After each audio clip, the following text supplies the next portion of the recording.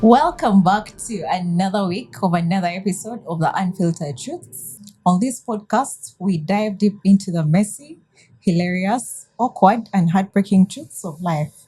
If you're looking for a genuine conversation, real connection, and a lot of laughs, this is a podcast for you. Hit that subscription button. Your hosts today are Sandra Okone Lydia, the medical scientist, and Majaliwa Wilfred, the software engineer. Wilfred, how was your week? My week has been fantastic. I say fantastic because it ended in a very good note, Oh, or it's ending on a very good note. nice. Yeah.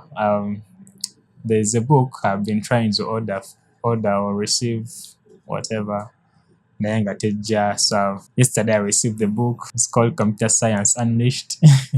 Oh, the one you were posting about. That's what I posted about. Okay, I Yeah. see you are really I've happy been to waiting see for it for like 4 weeks now. Okay. So when it finally arrived, I was very happy. I was like, I think now the week will end. Okay. Yeah. Well, I also had a great week. I managed to have like that solo date. I have been planning to have by myself, by the way. Where did you go? I went to Indira, surprisingly. I had a burger and coffee. Anyway, probably I had a long week and I just needed to go and eat it out. Anyway, man, that's too much for being a grown up. So today we are going to talk about the art of adulting, and we're going to add a little spice to today's episode. We want to use word questions from an experiment that Dr. Arthur Aaron, he's a psychologist by the way, he founded these questions, 36 of them, that help you to fall in love. I think more like speed dating. But we have modified ours to meet the theme of today's episode, the art of adulting. So, by the way, would you want to fall in love based on those 36 questions? That's a very huge question for some other episode. I know, right? Well, so today we are going to play a game. We have cards here, and we shall be asking questions that are tied into today's episode. They'll help us understand more about adulting, and then we shall speak of, you'll get to know us better, our adulting version. So, do you want to go first or I go first? You go first. Okay. All right. My first question is why do I have a feeling? Yes. Okay. That's the question. The question says, what would constitute a perfectly managed day in your adult life? A perfectly managed day in my adult life. Yes. Waking up energized. Okay. I'm not a morning person, so usually I wake up like around 10, 11 in the morning. So I'd wake up in the morning, wash my face, get ready, hit the gym for like an hour, then do some programming stuff, write some code for maybe 5 to 6 hours of intense focused work.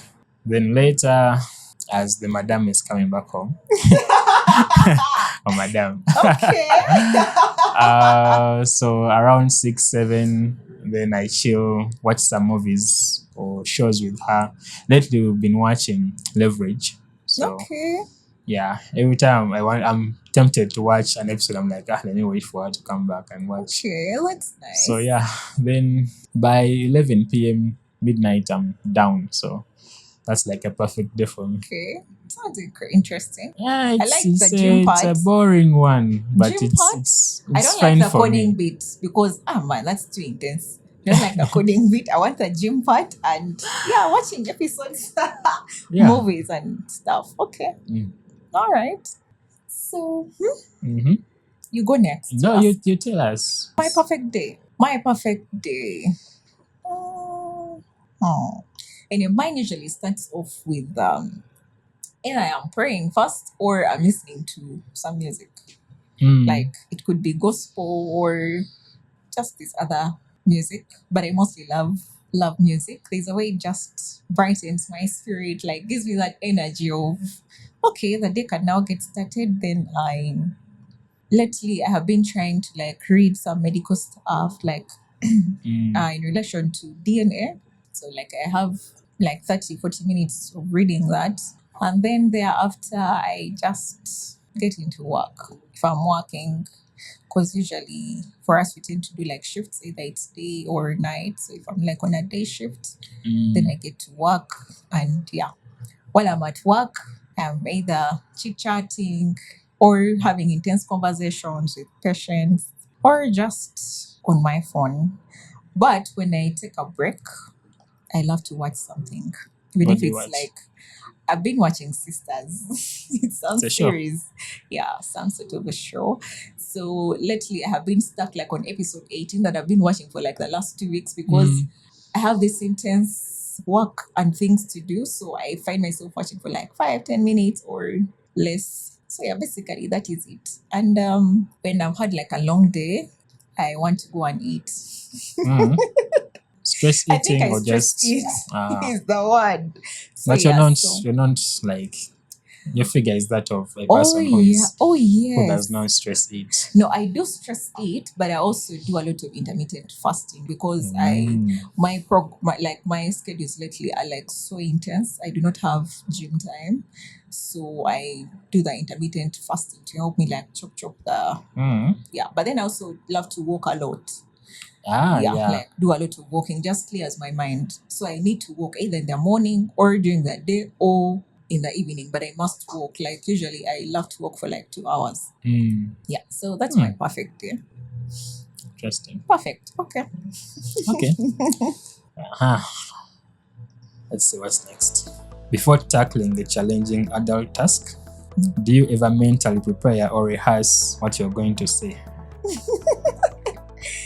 Okay. Adulting.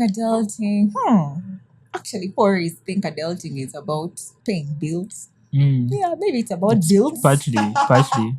Yeah, okay. I actually would say yes. I would rehearse what I'm going to say because sometimes you do not want to be misunderstood or got out of context or come off as disrespectful. So I think it would be wise for me to like sort of rehearse. Of course, there are those things that will get you in the heat of the moment, but rarely do I want to be in the heat of the moment because you may say something wrongly or not really put out your point because you're in a rush. So yeah, if I must like maybe my rent is due and I haven't yet maybe gotten the money or something. You rehearse what to tell the landlord. Like I need to say it in a way that he will, when he perceives it, it will not come off like I'm just refusing. I am genuinely I want to do this, but I'm not able because of ABCD, or I have done this and this is what should be done next, something like that. And also just like having a telephone conversation. If you're going to call someone, like let me say you're going to call your boss about this groundbreaking result that you've got. I mean, you need to find a proper way of saying it because out of excitement you may say things half jumbled, mumbled. Yeah. So you, how would you do? How would you go about it? I don't usually talk to people like directly, face to face, like in a conversational.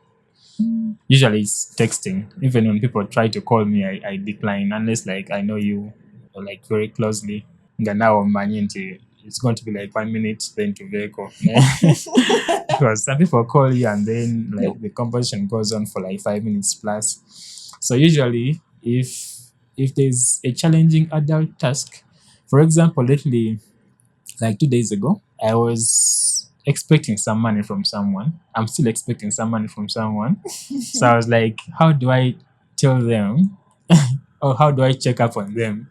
So I went to my phone. Then the way I texted, the way I typed the message was so.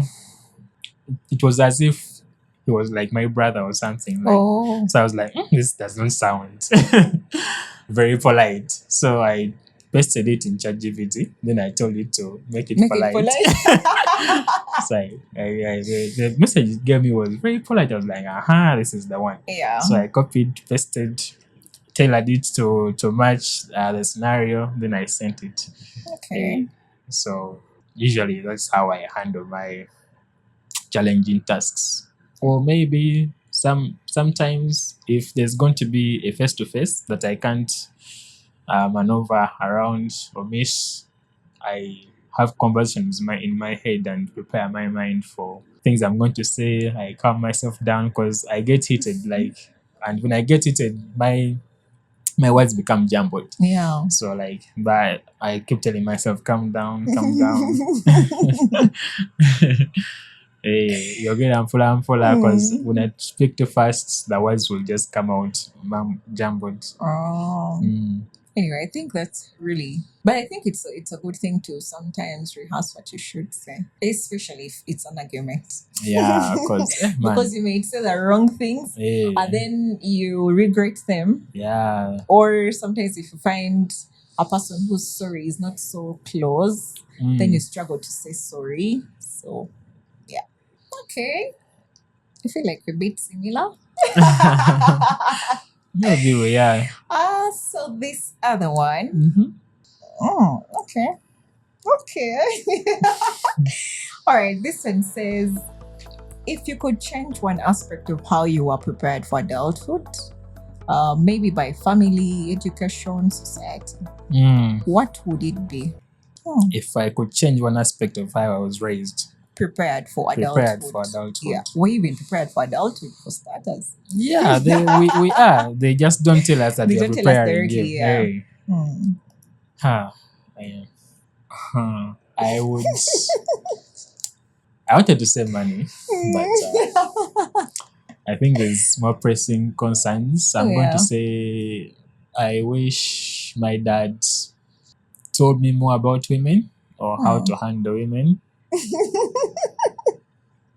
or how to navigate the dating scene. Okay. Yeah, because I had to teach myself, unfortunately. Maybe I'll give him props for one thing. Like when I was little, I was like 6 or 7, he sat me down some evening, then he told me, never listen to women. Even if it's your mother. Like I've never forgotten that one. So really? I kind of grew up with that running somewhere in my subconscious mind. Yeah, but yeah, there's a very interesting story. Maybe I'll tell it later. Okay, yeah. Yeah, okay, we would want to listen. When we tackle relationships, you'll remind me. Oh yeah, I should yes. remind you. Guys, remind Yeah, you. but yeah, I wish I was trained. Yeah, about women. Okay. Okay. I think mine would be, when you are young, there's a way they keep telling you, like at home, they would be like, when you study hard, you earn this degree, you get this job, and everything will be fine. Like you'll be happy, you'll be rich, you'll be all those things. And then here I was. I was done with school, expecting to be happy and rich.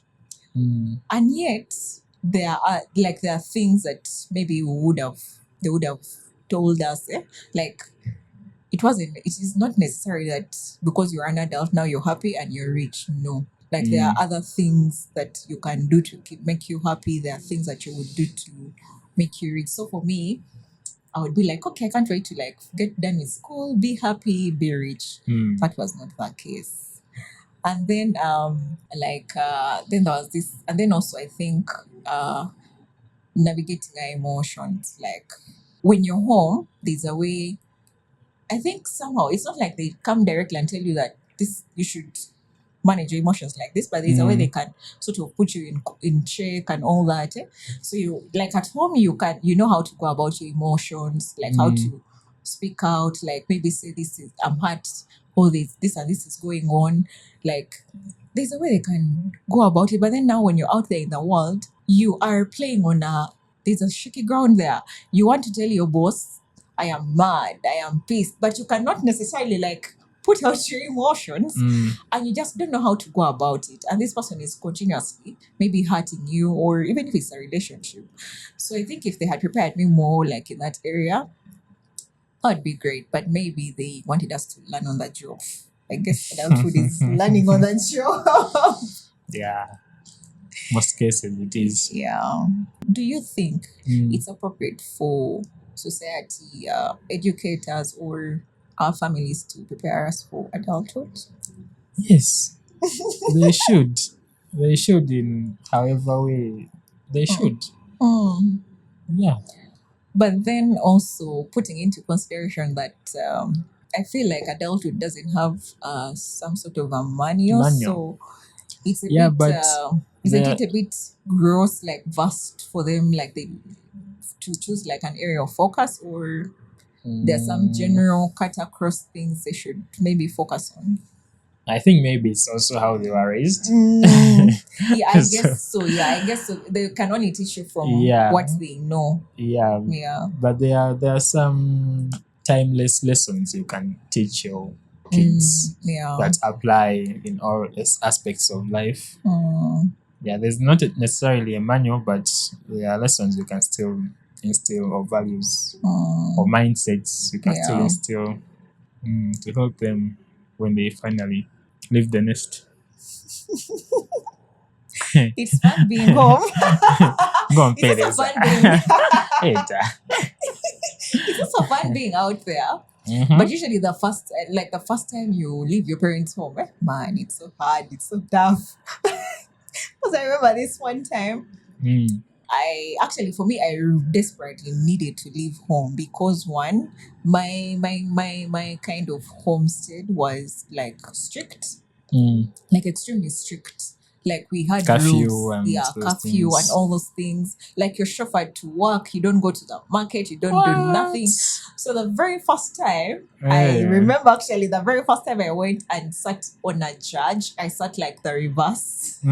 Instead of facing where I usually like no face. I think when you sit, you're like supposed to face this other side. Is it on the left? Yeah, How I did think you the left. sit? I sat like this other side. Like you know how you're going this side and then me I'm looking this end instead of looking the other side. So the border guy was like, Nyabo, tomanye kutula ku border. And I remember then my Luganda was not so like good. So I was like, I don't know. What are you saying? Is it wrong? Like I remember saying so many things. And then he picked me from, I think it must have been around this over from that place where the electoral commission. So I was going to this famous square. I keep forgetting the name. What's the name of that square? Freedom Square, not Freedom Square. This square here in front of my prayer, that one. I've forgotten the name. City. City Square. So he came, took me around and charged me 10,000. So I remember the very first time I left home, I really struggled. Like, okay, that was leaving home and going to town. But then the very first time, like I left and started staying alone, I struggled. On days when I didn't have money, I would sleep hungry because my cooking skills were the worst. You didn't grow up cooking around. No, I didn't grow up You had cooking. helps. Yeah, I didn't grow up cooking, and it was really terrible for me because I slept hungry, and this sleeping hungry like pushed me to learn how to cook.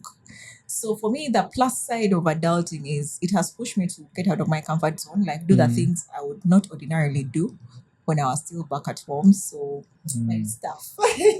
Like learning how to sit on a judge. Yeah, sitting on a judge. How old cooking. were you when you? Of the judge thing, I must have been like 18 because I think I was running around like taking, because that time my mom was like, you go. I was looking for where to like apply because I was done with school, results were back, so I was trying to go to town. And I remember actually the reason why she let me go is because one of my uncles was like, but you can never spoon feed this child forever. She must learn the world. So let her go. She will reach. In case of anything, she will call you.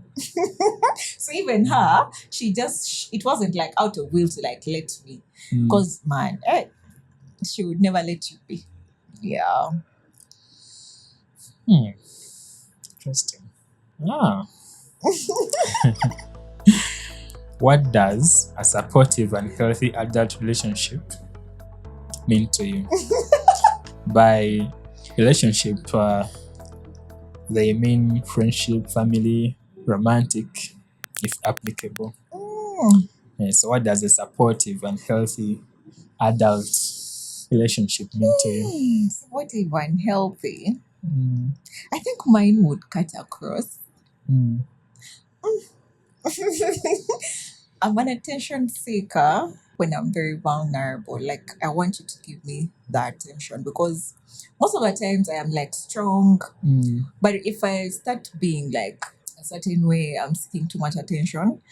Most times I'm going through something. I just haven't put my thought or gathered myself mm, to come around and talk about it. But I would want you to just be there, read, maybe listen, or just sit in silence with me until when I finally put it out. And when I do, I mm, really want you to like not judge me, give me that grace, like listen, be empathetic, whether it makes sense or it doesn't. I just want you to like listen. mm, And I have this thing of I love privacy. In by privacy, I mean in a sense that even if I told you I bought a green pen, whether for me I don't know why. Like it offends me. Why are you telling mm, someone else that I bought a green pen? Let me tell them I did buy a green pen. Like when I mm, talk to you about something, I want to believe and trust that you are going to be tight-lipped about it. mm, So for me, once I have that, I know yes. And then also, I just want someone who just supports me through my thick and my thin. Like comfort me, support me, like be in support of my dreams, mm, even when I've forgotten or I've forgotten that this is what I wanted, and maybe something else is stressing me out and making me feel like I should give up on this. I just want you to like be there and support. So yeah. mm, mm. I would love that. That's the romantic. I Any think for me, it's for all. cuts across? Yeah, it cuts across. Because Mm. there's this one friend of mine. I sometimes I'm like, but Sue, why can't you just say something? She's like, no. So She's you called have a friend Susan. called Yeah, Hey. she's called Susan, but we call her Sue. And then Mm, she's like, and then I'm like, but why didn't you say this? She's like, no, in that moment, what you needed was support. So mm, once, like, she knows how to weigh that now the heat phase is maybe off, so she'll mm, come and talk to you about something and give her perspective, but of course not rubbing off what you think. And then she can be like, but you can think about it, what do you see? Like even if you know what I'm saying is wrong, like just find a nice way of telling me. And trust me, by the way, I also see it in your light. mm, But when you are not gracious, kind, and no, I may not. So for me, it cuts across family, friends. Like that's what I want. Especially, do not say what I have not asked you to say. Like yeah. okay. Mine. Uh, when it comes to friendship, I I'd rather have a friend with whom I'm comfortable with. Comfortable in the sense that when we are in a room together, like they should be intuitive enough to know that sawa ya kusirika. No words should be said. Let's just stay at the ceiling. I don't know, just watch the movie or just sit there and keep quiet.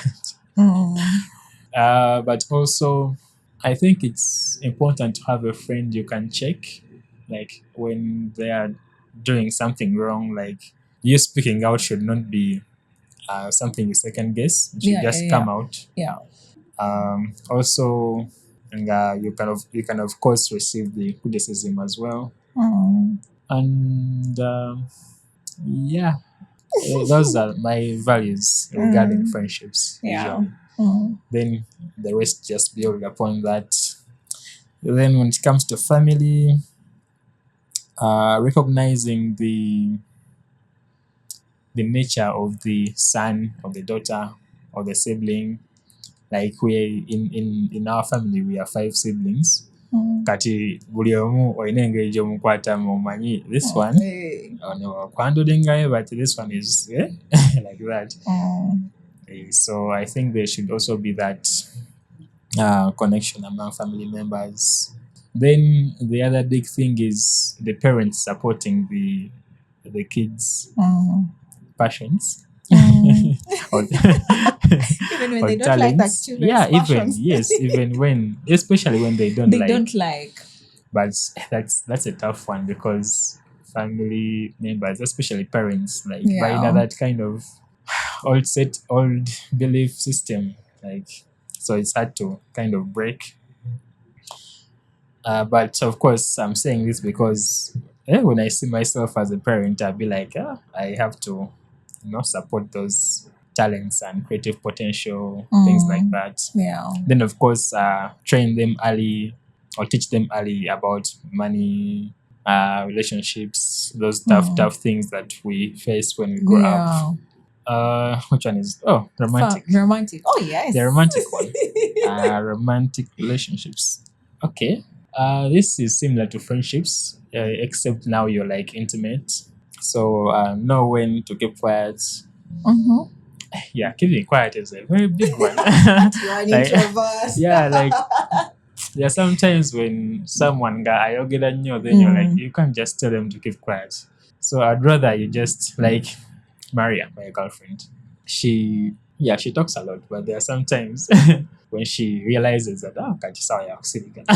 Oh yeah. So yeah, I like that about her. Then care about me from Bila because I don't know how Yeah, to cook. you are in food. You I are don't know. inseparable. My mom spoiled me, so like I expect you to do the things my mom used to do for me, pampering me, like Hey. so yeah, know when to keep quiet, cook for me, and I can handle drama. I know how to handle drama, so I live in India. You're drama. I know. True. Then yeah, I think desire. Desire is also a big one. I'll end with that. Like I want the person to desire. have so much desire. Yeah, like just please eat me. Yeah, so that's Okay. yeah, that's how it looks like. I see. Mhm. Okay, you have quite a lot. No? And I think because you broken them down. Oh yes. Yeah. Yes. Okay. Let me see what the next one says. Oh. Okay, this is nice. This is me getting to know you better. Okay. Share with your co-host a moment in your adult life where you felt particularly vulnerable or uncertain. Vulnerable or uncertain. Mm-hmm.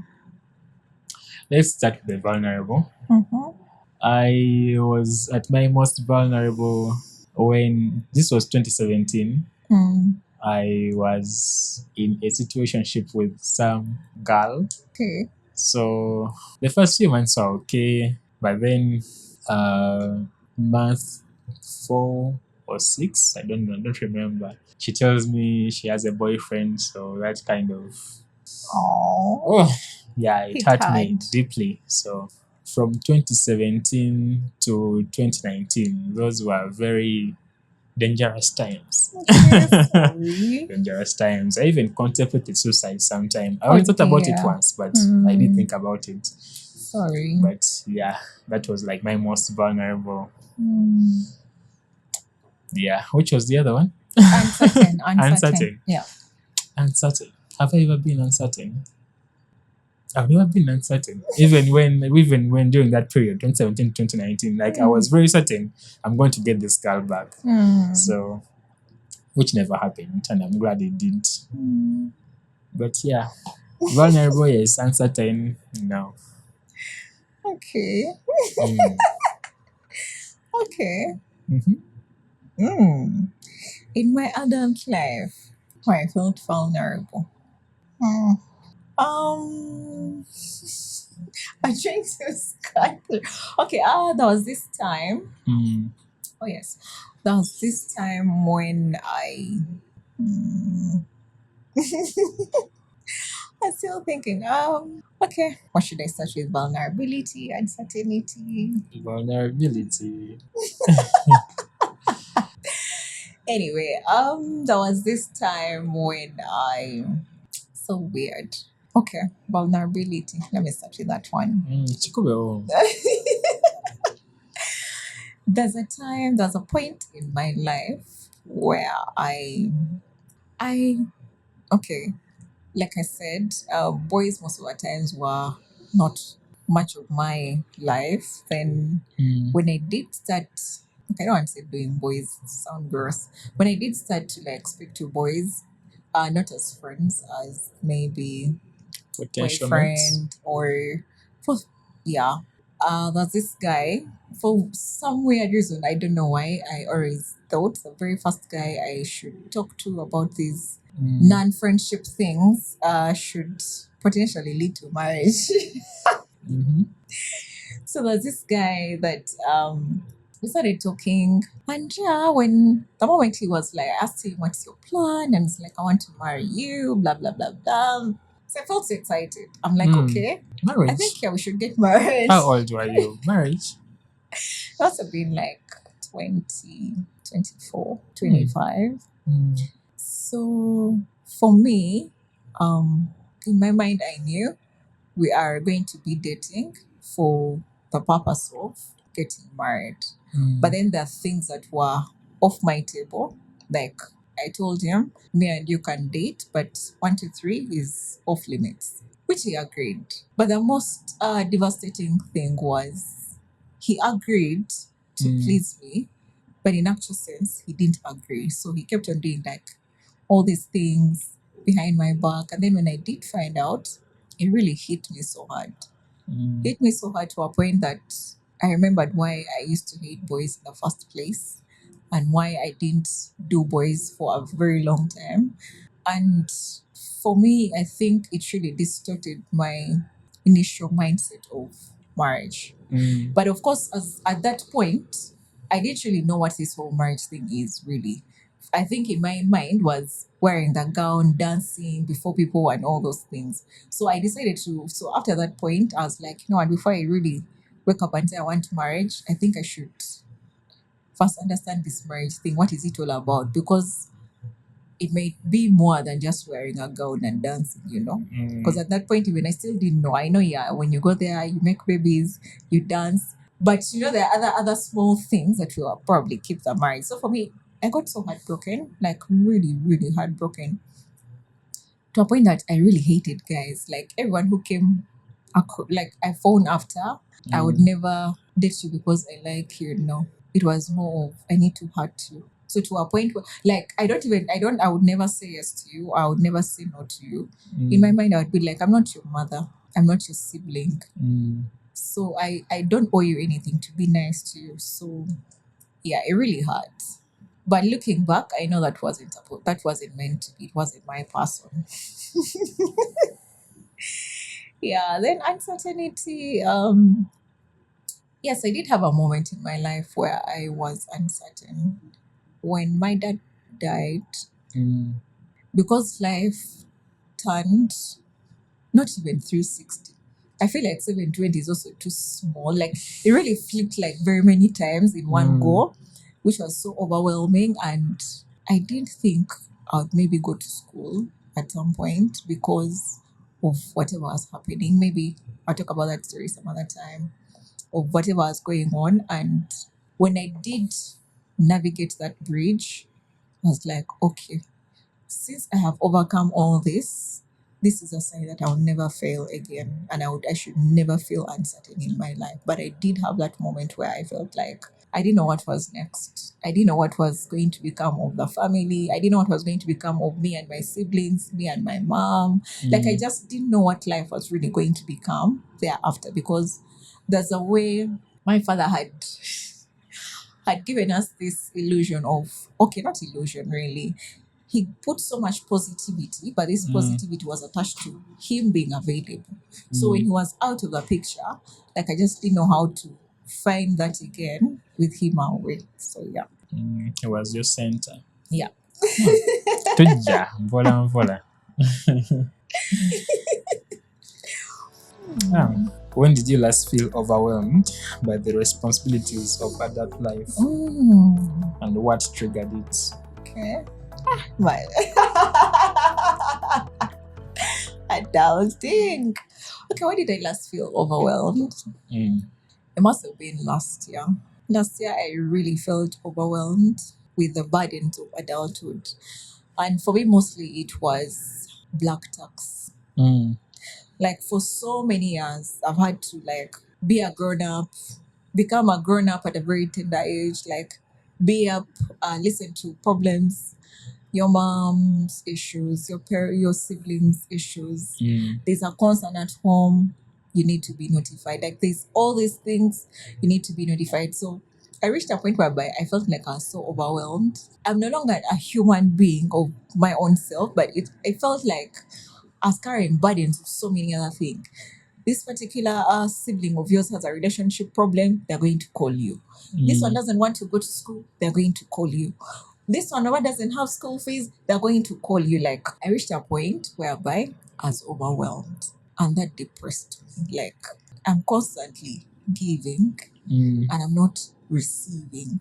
And for me, my reception would be even in the slightest things of like, hi, how are you doing? How are you holding up? How is your health? How is work? How are you navigating life's challenges? Like there are those common things that people could know. Like let me say, for example, like in a family, someone could know, okay, this so and so is struggling with maybe this kind of alignment. Like, don't just call me to tell me problems. Sometimes call me and be like, but how are you handling this? Have you done a doctor's review? What are the doctors saying? Like those small, small things. At least if you did that, maybe I wouldn't have paid so much attention to all these big things. But for me, I felt like that was not there and I really got overwhelmed. So I decided to take a break from all responsibilities. So these days, Mm.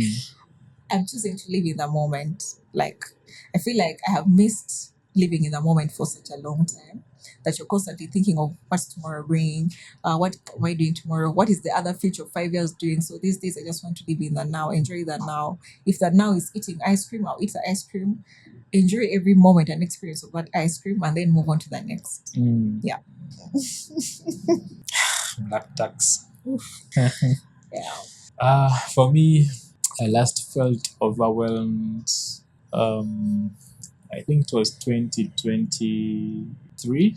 I was still in school. Like those last months, I was still in school. I had taken my vehicle to some garage, and then the guy was asking for too much money, more than I had at the moment. Mm. So I was thinking, I need to drive this vehicle. I need to go back home.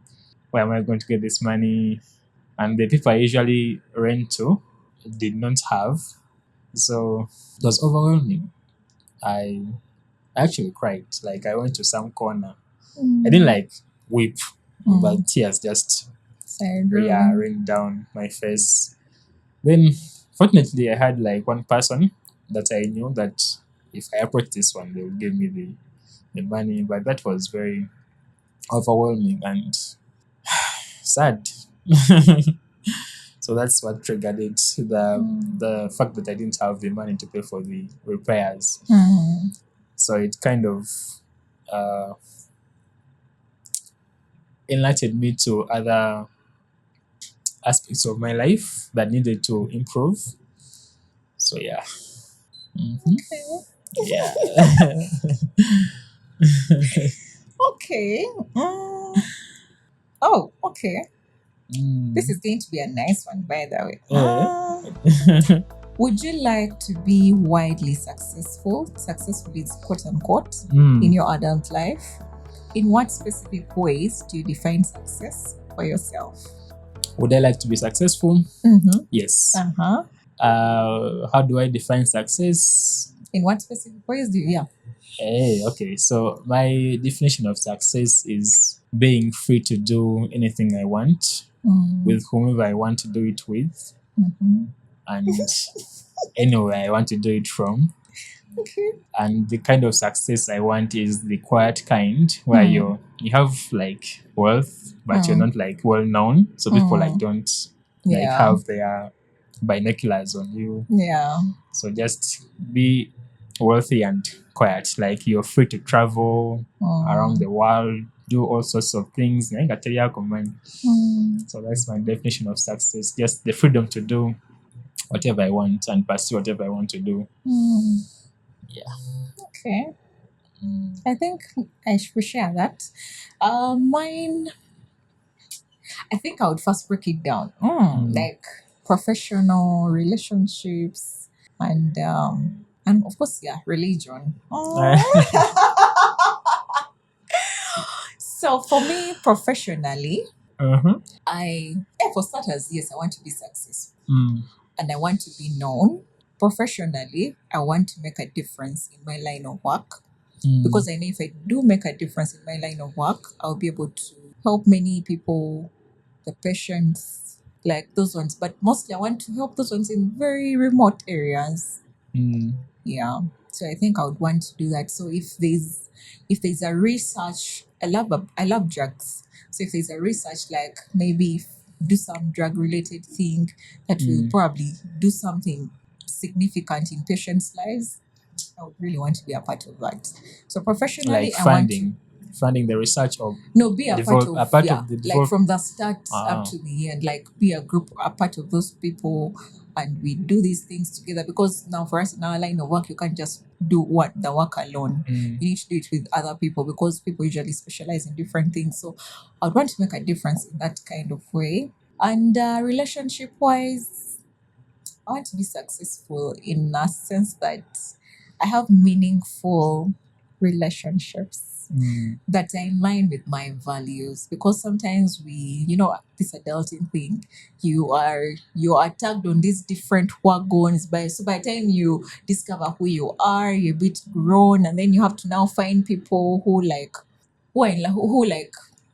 also have share the same values as you when you're now a bit older. So for me, I would want to like make meaningful relationships with people who share the same values as me. That way, they will make me better version of myself as well.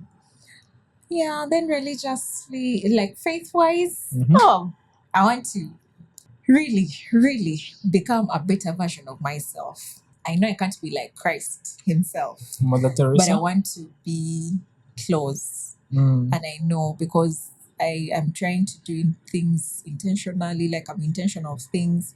Of course, yes, that doesn't mean that I'm very perfect. No, I do fall short of standards, societal standards, godly standards, my personal standards. But I want to believe that I'm on this constant journey of learning and growing. And I know, yes, one day I'm going to get to a point whereby I'm like, okay, this I am dead, completely dead to this. I can't do. There are things I know I have died to. They no longer move me. But then there are those things you still grapple and struggle to like let go. But yes, I want to get to the point whereby I'm like, okay, you know what? I'm a dead woman to all these things. And yes, but then also I like community wise, I've always had a passion of helping people. Having lost my dad at a tender age, it sparked some things in me. And like I said, when life turned very many degrees, I understood why it's important to help someone who can't help themselves. And yeah, I want to do something that gives back to the community.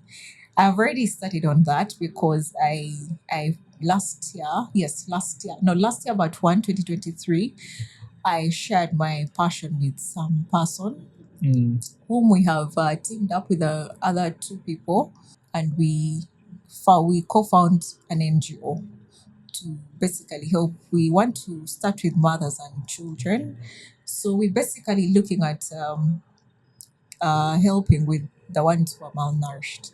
So for me, when the idea came into my mind, I was like, okay, since now I have people with whom we can do this with, we started to like do write-ups and like register, try to make it like legal, because also as much as you want to give aid, you do not want to come off as if you have different agendas. Like I want it to be legit. And yeah, so we are still in the initial phases. Right now we are basically doing like carrying out a needs assessment to see what we can do for them. But yeah, I have that passion, and for me success is giving back, because when life did many degrees, there are people who helped me. So I believe if those people didn't help me at some point, I wouldn't be here. So the same hand they rendered to me is the same hand I want to render to someone. And for me, that's a legacy I want to leave behind, because I think it comes from my dad. My dad did very many things for people in this country. And when I run into people and I'm like, I am Dr.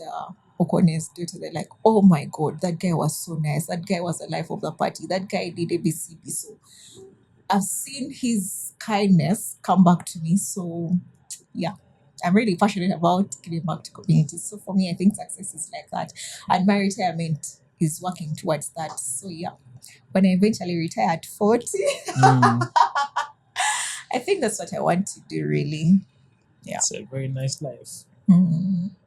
Philanthropy. Yeah. Like father, like daughter. Yes. This one is a bit uppity. Is uppity a word? Like upbeat, playful. When did you last engage in a purely joyful or playful activity just for yourself?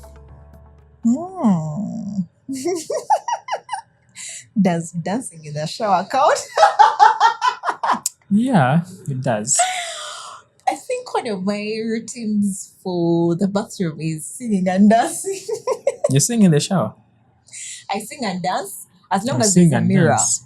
I want to As sing long and as dance. there's a mirror. Yeah, like I watch sometimes myself. there's no mirror. No, there is a mirror in my bathroom. So yeah, I'll sing and dance. The shower acts as my microphone. But funny thing is, I do not know lyrics for songs. So basically, I just, if I have the beat in no my one mind, I does. just put my own words. But yeah, I think, this morning I was singing and dancing. But recently, I had coffee. I think I mentioned it at the start of the show. Yeah, I had coffee this week and a burger. Interesting. Yeah. I'm trying to think. I have to think so far back. Is it so far? Yes. Last time I did something for myself, something joyful. I have to go so far back, like years before. Yeah, because Really? usually I do things. Okay, the things I do are no more like watching movies. Of course, that's like I watch movies by myself. I thought they meant even the simplest ones. The simplest ones. Something joyful by myself. Okay, let me see. I think because I love learning. So when I'm learning something new, a new skill, I'm happy, I'm joyful. So I think that qualifies. And I last did that January, February, in Feb.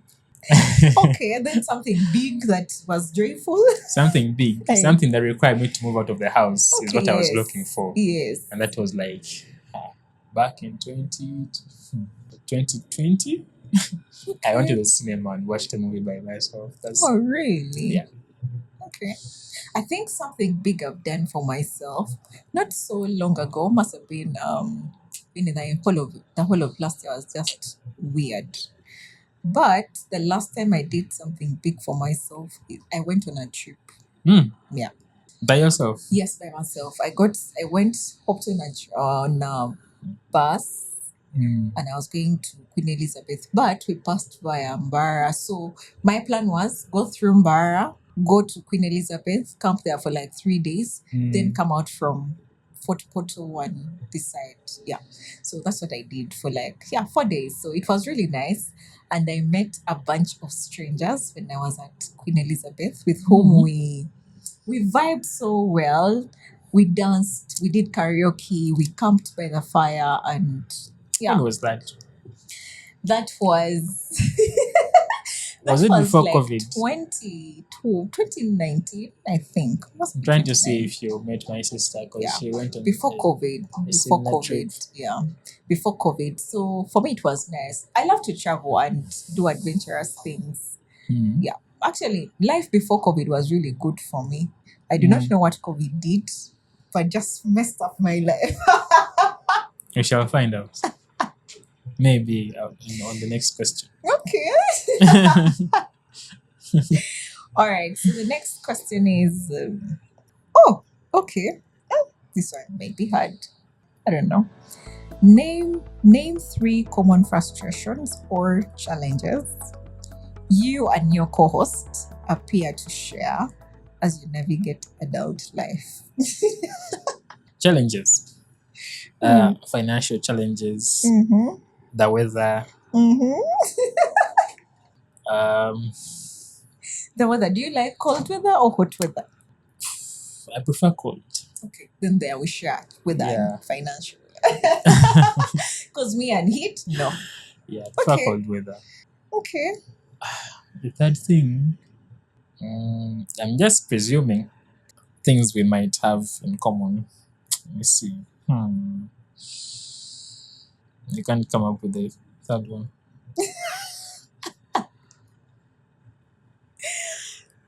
What could the third one be? Frustrations. Okay. Challenges hate and frustrations. challenges or frustrations. Should they be big?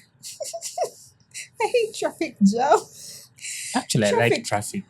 I don't like traffic when I'm trying to beat time and Oh, get somewhere. yeah. I like traffic if my goal is to like pass time, get home later. Yes. But oftentimes I do not like it because most times I'm on a rush program. Yeah. Frustrations. Meme. Sorry? Meme. Lately there's been like a power shutdown. Like I don't know. In our area, most of some areas. Yeah, I don't Yeah. like not having power. Maybe because they are shifting to this new company, UED something. Yeah, I hope it's better. I hope so. I hope so. I also hope so.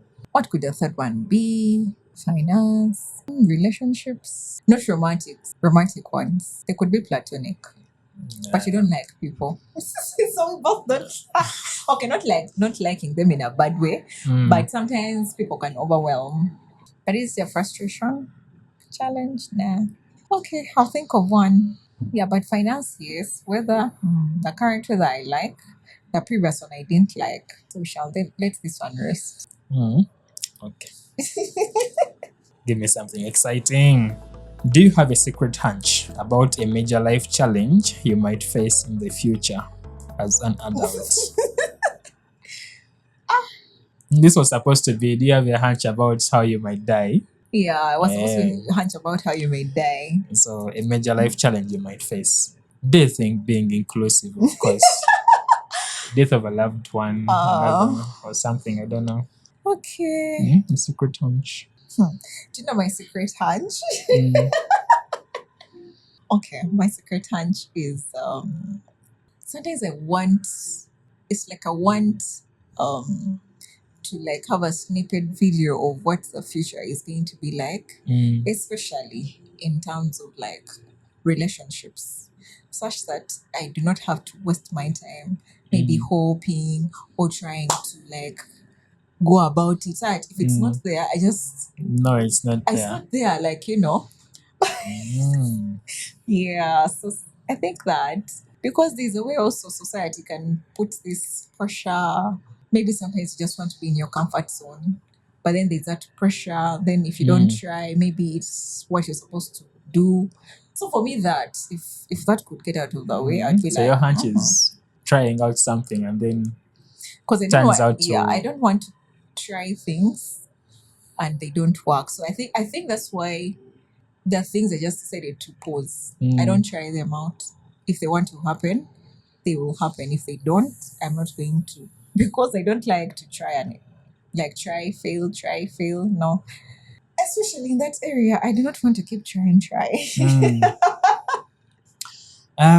my secret hunch about a major life challenge. In the future, I know I'm going to be successful. I just know it's going to take a while. And sometimes I think it might take longer than I actually want it to take. So that's the hunch I have. Like this thing might take a while. Because I have like plans I want to do like by like this age I want to. Then I think back and I'm like, it might take longer. So I feel you on that. that's my hunch. Okay. What does this one say? Are they two? It's just one. I think it's this one. This one. If a crystal ball could tell you the truth about one aspect of your future adult life, which could be career, relationships, health, etc., what would you want to know and why? I wouldn't want to know anything. Don't tell me anything about my future. Just let me live it. I think the future is a bit scary. So I got a companion, no? Career wise, you see how they wake up and tell you, man, this passion that you have for comps is not it. Anyway, I guess there's a reason as to why the future was really left a mystery, to be a mystery. Yeah, I would not like to know my future. For me, I don't know what could I say. So it will still be a relationship because my thing is, I just don't want to. I feel like, okay, I don't want to say people make it seem like this whole marriage relating thing is too much. I just don't like, okay, it's dramatic. So for me, my phobia for drama, I would rather not start that drama thing if it's not in my line. That's the only thing I would really want to know. And not because I am scared of it or I'm desperate or I'm frustrated. No. For me, it's mostly because people have attached drama to it for society. So I wouldn't want that to be part of that drama I would want to have. So yeah, just that one only, not because man, they make sure you make relationships for my family. So only that part of like partner. You and relationships. Something has to be done. We shall find out in the next episode. Oh, yeah, we are doing relationships next. That's going to be fun. I have so many stories. What do you consider one of your most significant accomplishments in your adult life so far? Okay. Oh yes, mine will be mental health. Mental health. Yeah. You conquered mental health. Yes, like there are very many things that always slip through the cracks and we just overlook them, yet they contribute to your mental well-being. And I think the whole of last year, I was very intentional because even my resolution was to like be intentional on working on myself and releasing myself from the things that are holding me back in my mental well-being. So I'm still on a journey, but I believe, yes, I am now conquering it because there's so much toxicity that you would put up with, yet in actual sense, it doesn't serve you. It just takes you down that negative road. So for me, mental health, yeah. Okay.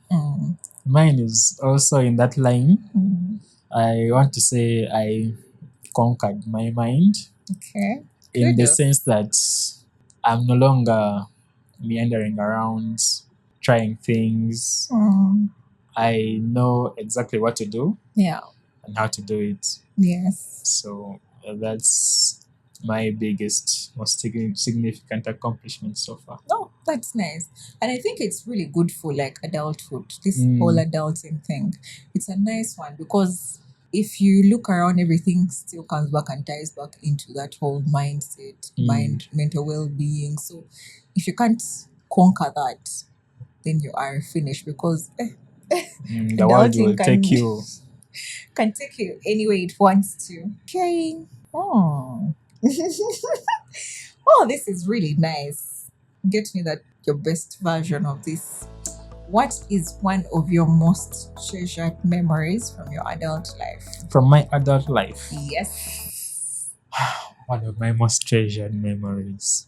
Okay, I have one. This was my first date with my current girlfriend. And how it began was 2 weeks before the dates, I was like, they're going to be my Valentines. So the days coming to Valentine's, she was so into it, which kind of surprised me, but pleased me at the same time. I was like, this girl actually wants to go to this thing. We're going to Busika. So Yeah, then we went to Busika. The day finally came. Went to Busika, had a very good time. So yes, Okay. that's my most treasured, my most treasured adulthood memory. Okay, oh, let And interest. okay, yeah, let me try to expound. It kind of cemented things I had learned previously in my life, and also enlightened me in some other aspects of life, Hmm. most especially when it comes to women and the things they would do for you when they actually like you. Oh yes, they'll do anything. Yeah, so things finally clicked Hmm. in that moment, I would say. So it's a treasured memory. Okay. Mm. Oh, what would mine be? Oh yes. Mine is there's this friend of mine that um okay, there's a friend of mine that we went with. I'm trying to, okay, we went for our staycation and Mm. okay, like I was used to like going far away for like for a vacation or something. Mm. So this time we just decided to go and have like a staycation, rented out an Airbnb, and we just stayed there playing games, like played all the indoor games and Mm. just talking. Like I had never known Mm. how fun just talking with someone could be. Like all this time I thought I knew them, Mm. but then there's a lot I learned about them. So we just talked, had silent conversations. Like that was the very first time I was having like sitting somewhere for hours and there's no conversation. So for me that was really, really good for me because for a very long time, Mm. most of my the things that gave me joy or I took pleasure in were like outdoor things. So for this one time, I was doing like an Mm. indoor thing, and it was really fun. So it really cemented the feeling, or like cemented for me things of introversion can actually be fun. So for me, in my mind, I used to think the only fun I can get is when I go out. Yeah. Was this male or female? It's a question I have in my mind. I need to reconcile these things. What are you trying to reconcile? Mm-hmm. Was it a male or a female? Let me Must be a see. male. Yeah, males are very good at that kind of stuff, no? Indoor Really? stuff. Okay. Mm. Yes, it was a male. Mm. Yeah. God. Mm. Now I can move on. Ah. Hmm. What qualities do you value most in your adult friendships? Honesty. Honesty, Yeah. even if it's brutal. Even the brutal honesty. That person I went with from the previous question, Mm. the person I went with on that staycation actually taught me the value of honesty. Mm. Like in the whole talking, the things I just didn't want to hear. But Mm. in hearing them, it gave me a different perspective. Like, as opposed to you trying to sandwich something just to make me feel good, you just rather tell me bluntly the thing. So, yeah, Mm. honesty is really nice. And that brutal honesty changed my perspective on very many things. So, I really want honesty. But then I also want someone who is a good communicator in a Mm. sense that as much as you're trying to speak your honest opinion or something, you also take in consideration that people are emotional, people are sensitive, people are all these things. So Mm. communicate in a way that is still respectful and kind, but you must be honest. Mm. My big one is authenticity, being yourself. Mm, That's like not trying to be swayed by the world. Just do you. Gwe mm, kyoyagala okukola ky'oba okola. And I believe by living like that, you would have positive interactions with other people. Mm. Yeah, Okay. just be authentic. Yeah, authenticity is actually good, especially in this adult life. Mm, I remember there's in one of the WhatsApp groups for like those high school, primary, someone mm, commented and said it's very hard to make friendships in your adult life. So most of the times, the genuine friends that you know are the ones you made when you were younger, mm, and to a degree, I felt like she was right because in this adult life, everyone is after something. Like people have motives, they're selfish. So you do not mm, know why this person is trying to be your friend. Do they want something? What exactly are they looking for? So yeah, authenticity is really good. Next is for what aspects of your current adult life do you feel most grateful? uh, I'm alive, so I'm grateful that I'm alive. Uh, but most importantly, I'm grateful for the people around me, Mm, my close friends, mm, my siblings, my parents. Yeah, it's the people that I'm grateful for. mm. Mm, I think, yeah, I feel you on that.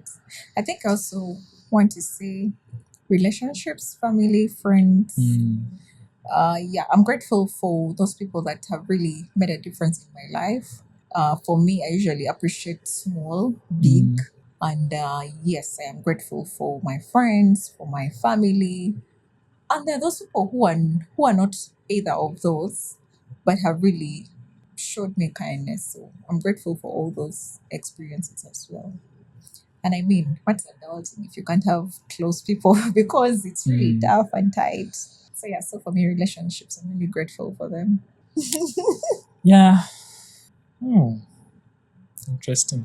If if you were able to retain either the sharp mind of a curious 30-year-old or Mhm. the robust physical health of a 30-year-old for the majority of your adult life, Oh. which would you want and why? The sharp mind or the robust physical health?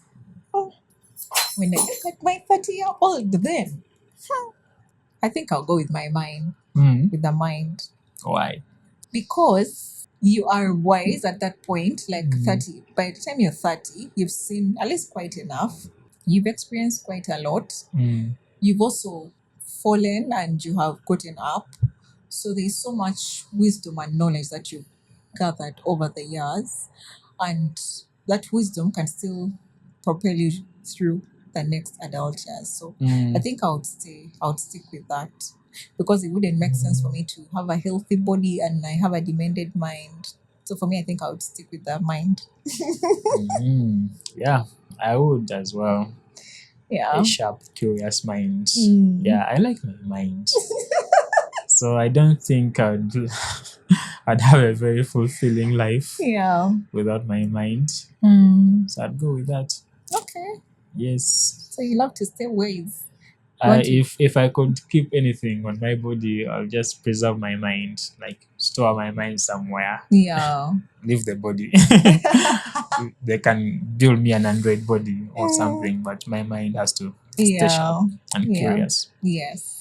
But I think also as you grow older, you still need that sharp mind for Mhm. even just everyday things like making Mm. simple decisions, uh, comprehending stuff. If you could wake up tomorrow having gained one key skill or piece of knowledge that would significantly improve your adult life, what would it be? Teleportation. Wait, is teleportation a skill? I don't think it's a skill. Telepathy. No teleportation, like Teleportation. yeah, like you're in one place and in 1 second, the other second you're Oh, in the you're other in another. place. Okay. Teleportation. Um. Okay, yeah, that's like futuristic, imaginary, wishy-washy. Yeah, teleportation. But Yeah. in this realistic world, expert pianist. Expert what? Pianist, like playing the piano. Oh, playing the piano. Yeah, Okay. I want to learn. Of course, I would appreciate the journey of Hmm. learning how to play the piano. But if I was to wake up and instantly know how to play it, I'll still take it. Okay. Mine would be languages and culture. Like, I love to know, if I could, I would want to know every language in this world and every culture in this world because I love moving, traveling, going to places. Most times I love to go alone. I want to get to a place and just speak their language, get into their culture, like just fit in and blend in quickly. Very So valuable skill. oftentimes I find myself trying to gather bits and parts of languages, and I like that. I don't want to go through this whole culture shock and no. So for me, it would be language and culture. Yeah. Interesting. Mm-hmm. It's a good one. It's a good thing you're going first. Tell your co-host something you genuinely admire about their approach to adulting so far. Be specific and honest. What should I see? Let me scan through the chats. WhatsApp. And then these past few weeks. Okay. Something that you are good at navigating challenges. What's for you? Something you genuinely admire about their approach to adulting. Okay. I think I want to say your positivity. Like you are, I feel like you are positive, that you're going to make it positive. This is going to work out. Yeah, I think positivity, being optimistic is the word. I think I would say that so far. Surprisingly, I was going to say the same thing. Like positivity. Yeah. I like that you're bubbly.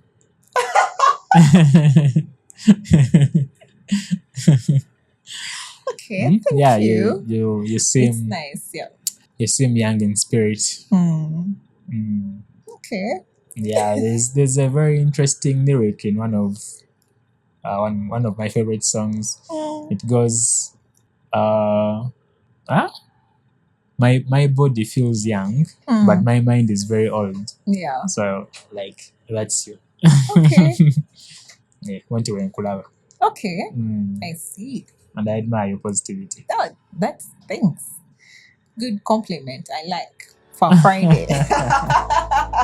Imagine your adulting house, quote unquote, is on fire, containing all your responsibilities, possessions, and commitments.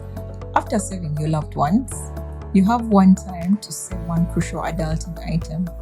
It could be a skill, a mindset, a relationship. What would it be and why? Relationship.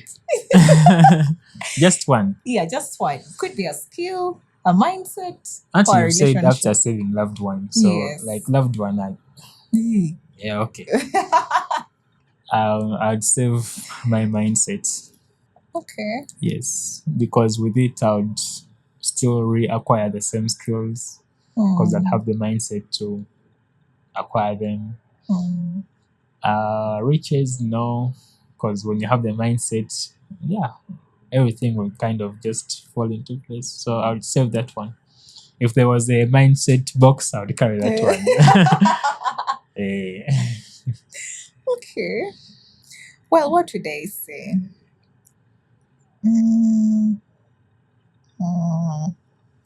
Should it be only these things they have listed?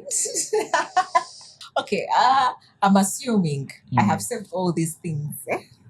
My assumption, I have saved my mindset, my skill, my relationship. There is this box that I have back in my house. No, you've only saved a loved one and you have one dash. Go back and save something. Oh my God, it shouldn't be only those. Yeah, just one. Well, I guess I should say mindset. I would also stick with the mindset. My mindset now is better than my mindset 2, 3, 5 years ago. Yeah, I feel like every year it evolves. So, yes, I will definitely save that.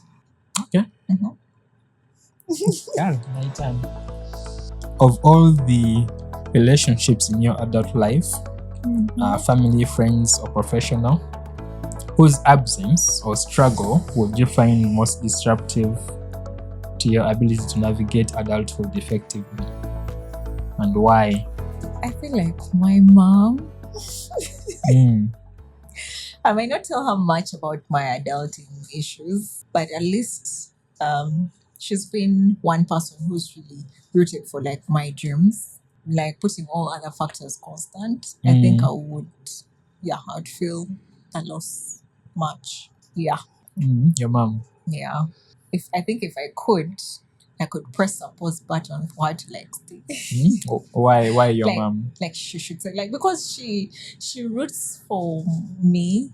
She's always rooting for my dreams. She always prays for me. Like, yeah. Like I said, putting other things constant, I think it would feel terrible. Okay. Yeah. I'd say my brother, the youngest of all of us. Because I only have one brother. I have 3 sisters and 1 brother. Yeah, losing him would be such a hit. It would disturb me somehow. So why? Well, because he's my only brother. Yeah, it does make sense, by the way.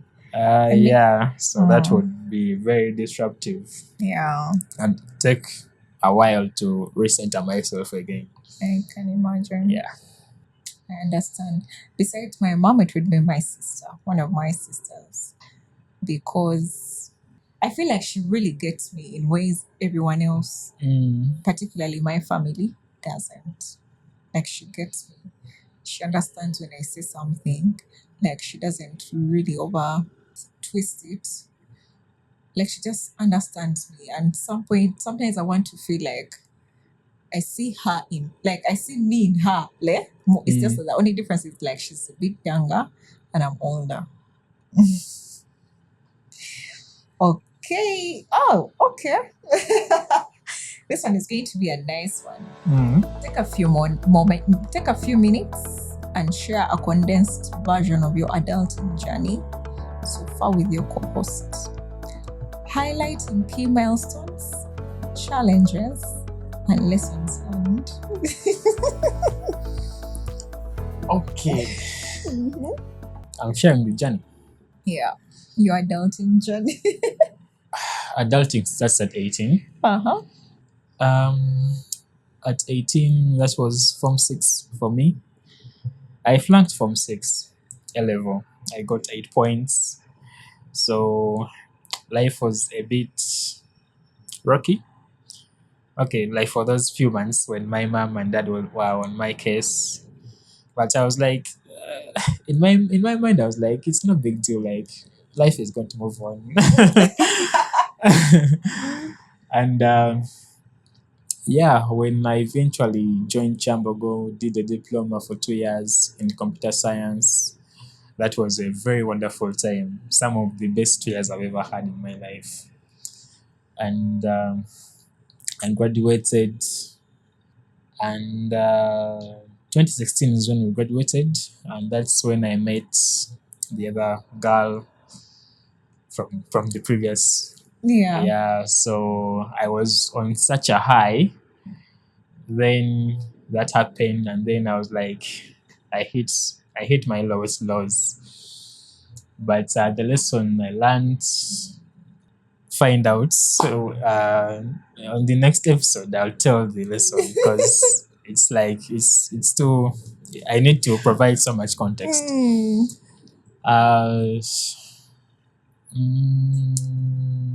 After that one, next I went to, where did I go? Oh, I worked for my dad at his farm, which I eventually left because I felt like I was not reaching my potential.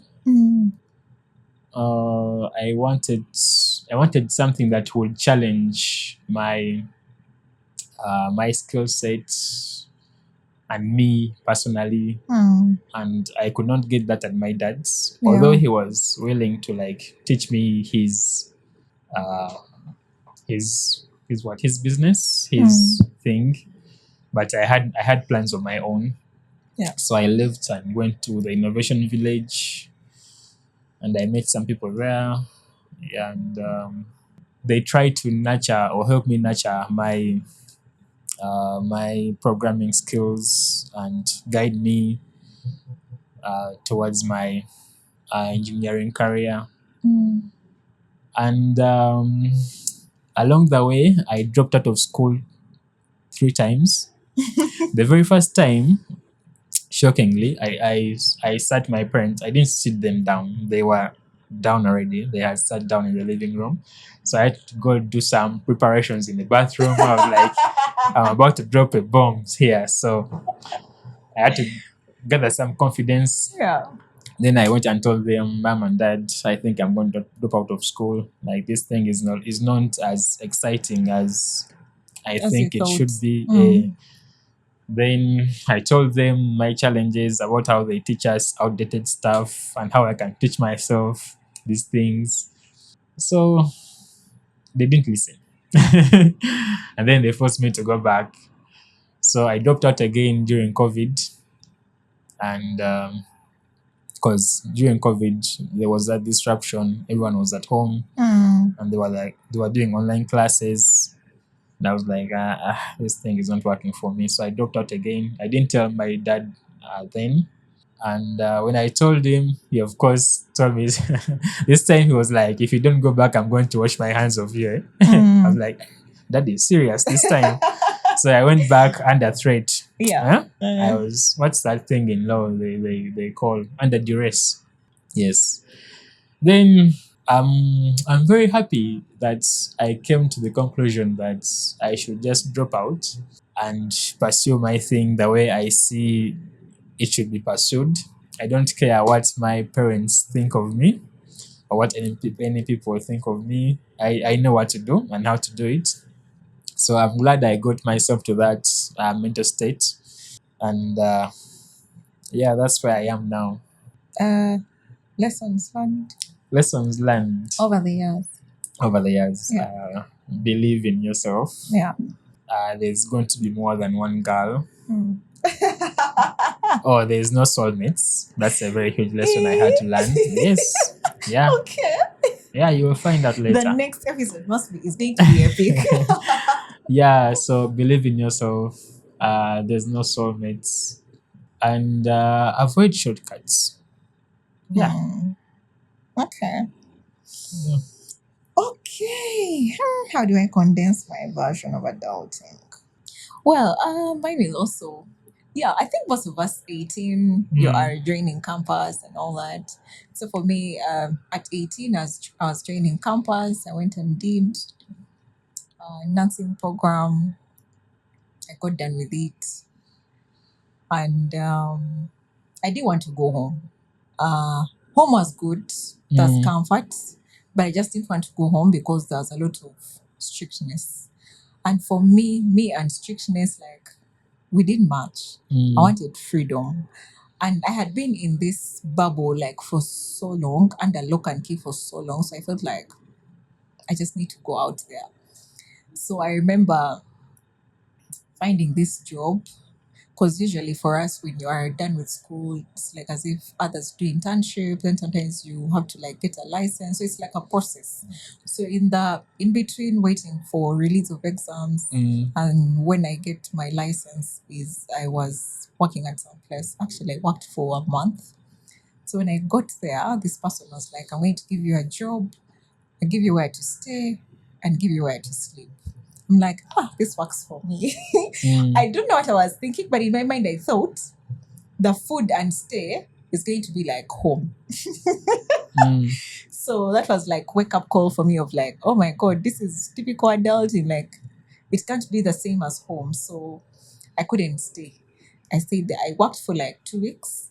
And I remember calling my mother and I'm like, I want to come back home. The pay is very small and I just don't like the environment. And then she was like, I remember her saying, you have to stay there. My first job, I worked 30,000 and I used to mop.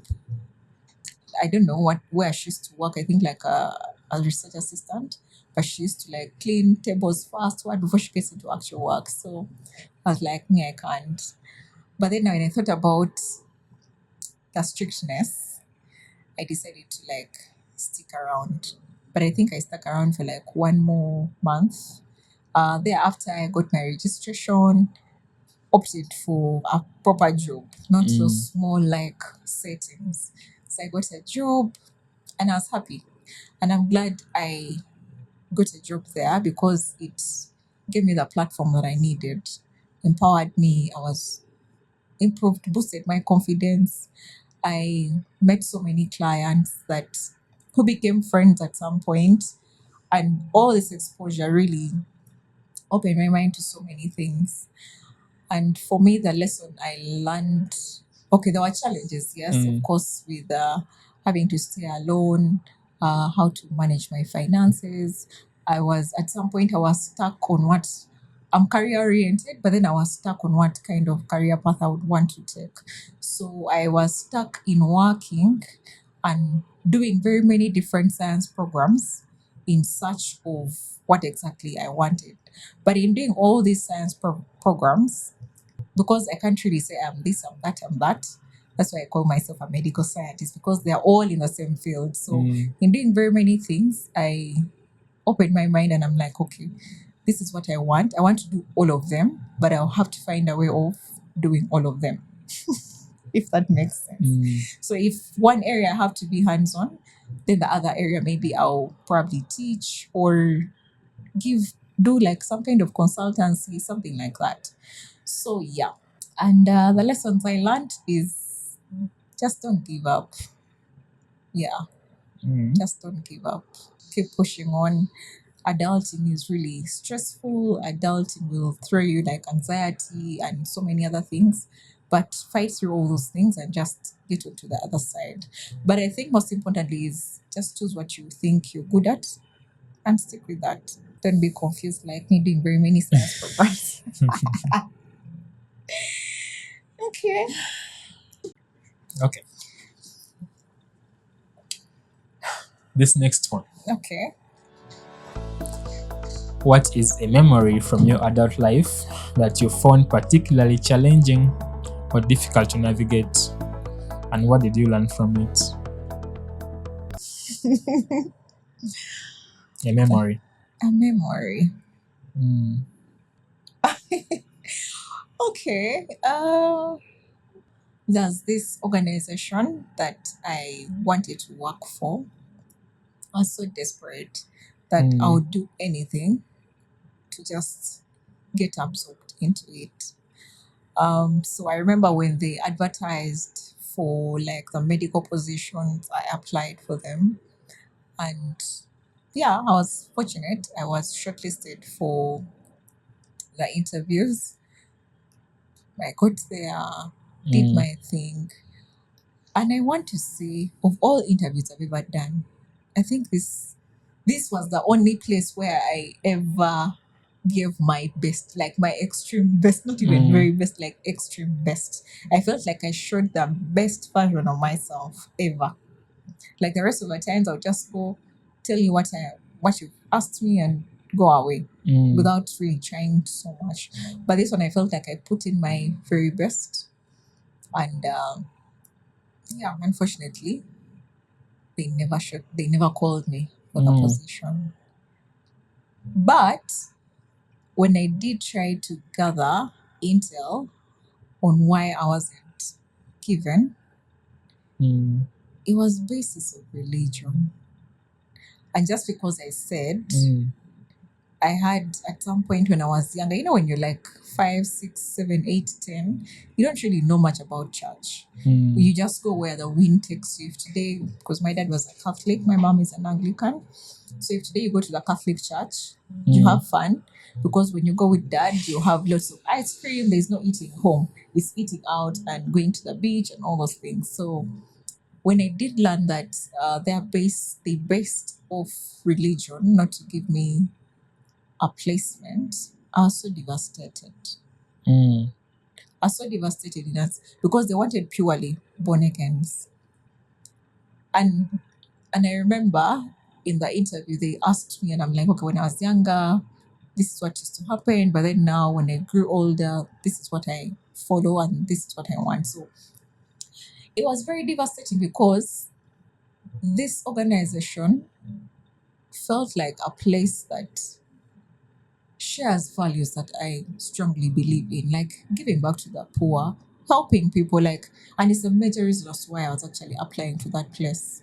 And I know for a fact the the incentives wouldn't have matched what I wanted, but it was for me more of the value, their goals aligning with mine. So I felt like if I went into that place, it would it would increase my that dream that I have for my personal things, and see how we could navigate, maybe even be partners, at some point. But when that happened, of course, yeah, I felt bad in the beginning, but then eventually the lesson I learned is it's okay for sometimes things not to go my way, and it's okay for people not to accept you. You don't have to be accepted all the time, so that is fine. I shouldn't feel bad about it. I shouldn't be like, oh my god, they missed out. No, they didn't, neither did I. Probably that was my destiny, like it was in my journey for me to come just to the interview and not get shortlisted. So Okay. My memory. My memory is when I had the border accident yeah. 2 years ago and broke my hand. The first few weeks were difficult because then I was thinking, I'm going to lose my hand. I'm not going to be as active physically as I was. I won't be able to go to the gym. And I thought about my software engineering career because, like, you need both hands to type. Yes. So it was very difficult. But then when I used to go for therapy, physiotherapy, and I could feel some recovery. Like my hand could do basic stuff. So I began to have some hope that maybe eventually it will go back to normal. Yeah, yeah, that's the memory I have. Okay. All right. Alternate sharing something you consider a positive characteristic that helps your co-host navigate adulthood effectively. Yeah, the bubbliness. The positivity. I think that's a very important trait to have. Yes. Yeah. Yeah, I think for me, even it would be Hope. optimistic. Yeah. You are very optimistic, which is a good thing. In adulthood, you need to be always positive. But then I think also the not giving up bit. Yeah.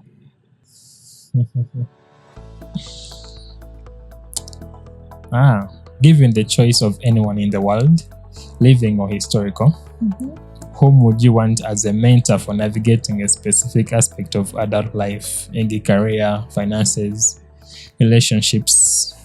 Anyone in the world, living or dead? Anyone in the world? One specific aspect in your life. Who would you want? I think that would be my mother. She's a very strong, resilient woman, I should say. People always tell me I'm strong, I'm resilient, but I know it doesn't come from just me. I think there's a way she has put that in me, and also me observing that she never gives up.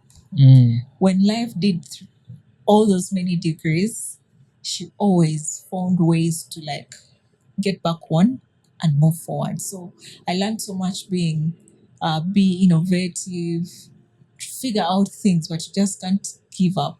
And I think that's where I learned this whole thing of I can't go back home, because even when life did a number like that, she could still go back to her father, my granddad, because he was leaving. He could actually take us in and all that. There was a free home in the village, but she just didn't. even the times would call and be like, "Oh, my daughter, how are you? How are you navigating the loss of your husband, the kids?" Because we were young. She was such a young woman, maybe like 36 or 35.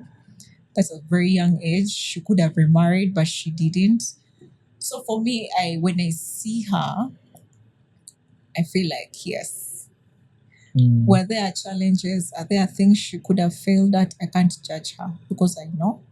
What I know is she did the best way she knew how. And probably because she was also adulting in that age, she had a fair share of her own mistakes. But at least there are things that she taught us, and she told us never to give up. And every time she felt like she was extremely overwhelmed, and she always stresses and emphasizes, go back to God.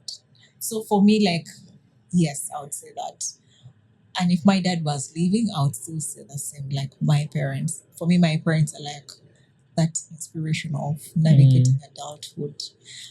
And yes, my mom took long to like come out and be like, adulthood has ABCD challenges, but there are things that she has shared about marriage for me and children. So because also there's a way parents can be like they don't give you the whole thing, but they just share like small things.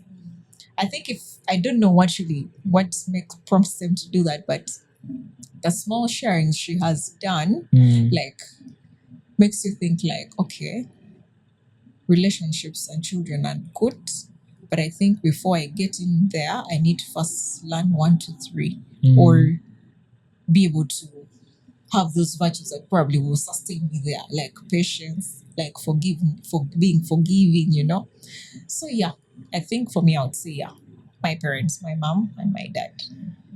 Your mom is bubbly. My mom is quiet. My dad was bubbly.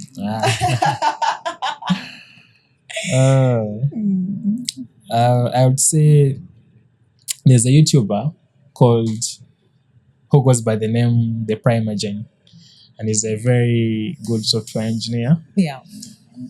I would choose him. Mm. I like his life story. His life story is not like a straight path. Like he had ups and downs. Yeah. He shares his story on YouTube about how he was addicted to meth, pornography, and how he got from a meth addict to working for Netflix.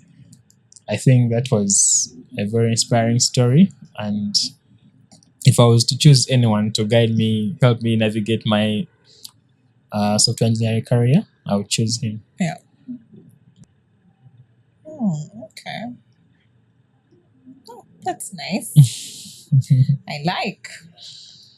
So this one says, if you knew that in 1 year, a major life change, not necessarily death, would occur that would significantly alter your current adult life, would you change anything about the way you are living now, and why?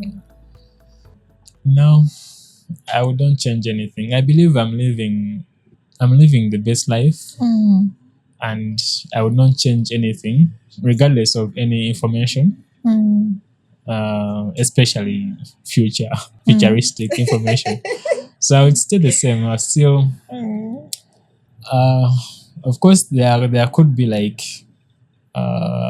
ripples, dips, but I'll still stay the course. Okay. Yeah, nothing would change. Well, okay. I think if I was asked this like 2, 3 years ago, I would say maybe I would change. But currently, I feel like I am the things I would have wanted to change then. I am working on them, so I am happy in my current life now. It's very important that we are both very happy with our current lives.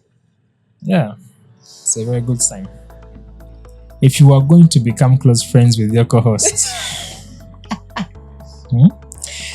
close friends in navigating the difficulties of adult life, please share what you think would be important for them to know about your approach to challenges, your needs for support, etc.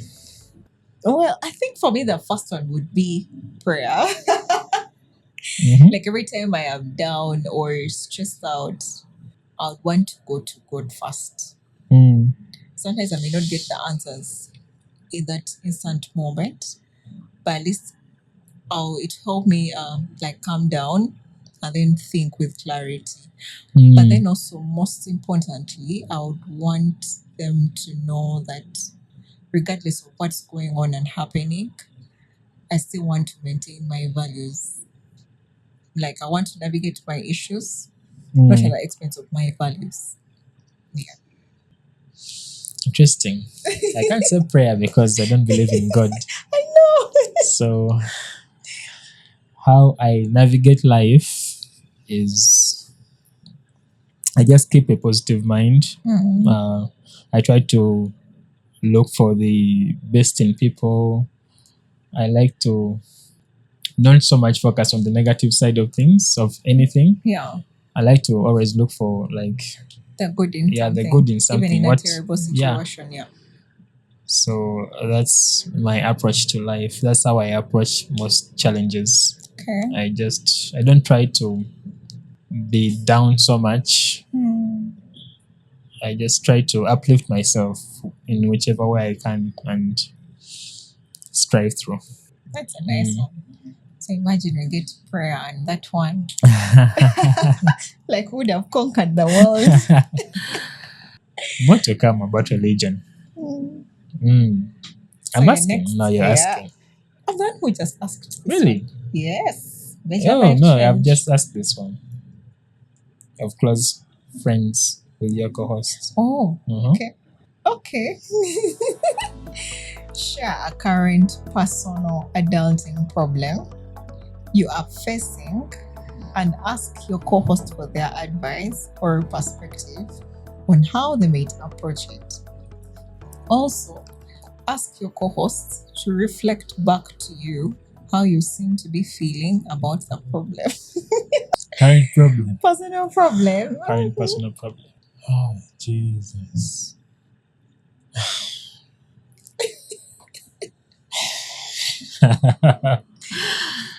I like to think I don't have problems because all the problems in my head can be fixed with money.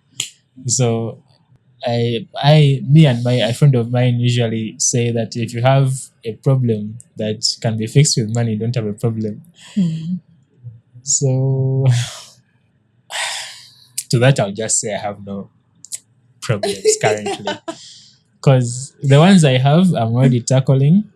So there's not like a very pressing one that is disturbing my head. No, there's nothing. Okay. Because unako sente. Sente ngemmeka. Mukadde. Obukadde nga bumeka. Mukadde wa dola. Obukadde bwa dola. Kakadde ka dola kamukoka kajja kumala. Okay.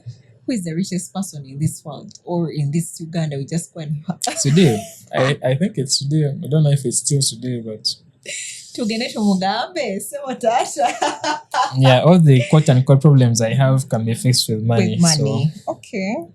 yeah, which means I don't have problems.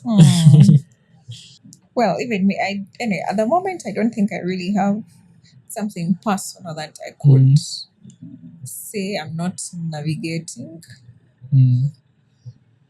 Mine would be career, but the best I can do about career is study, situate myself in those different spaces I want to be in, and so they call them problems, challenges.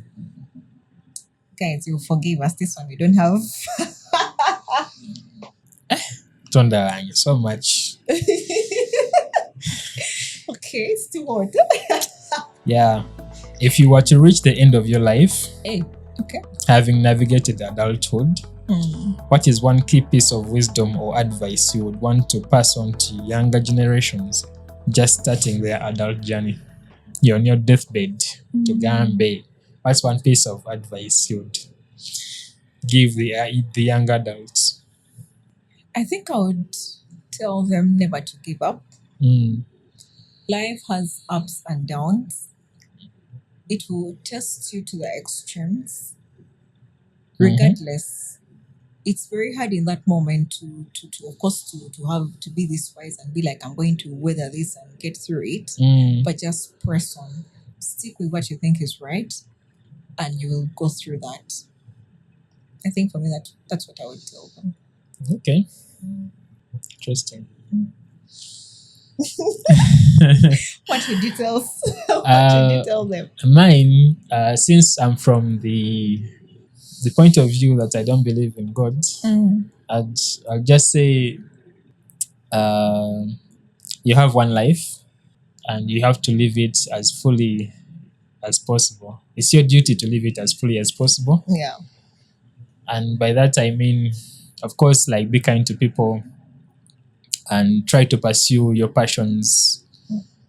And yeah, just live as authentically as you possibly can. Okay. I like that.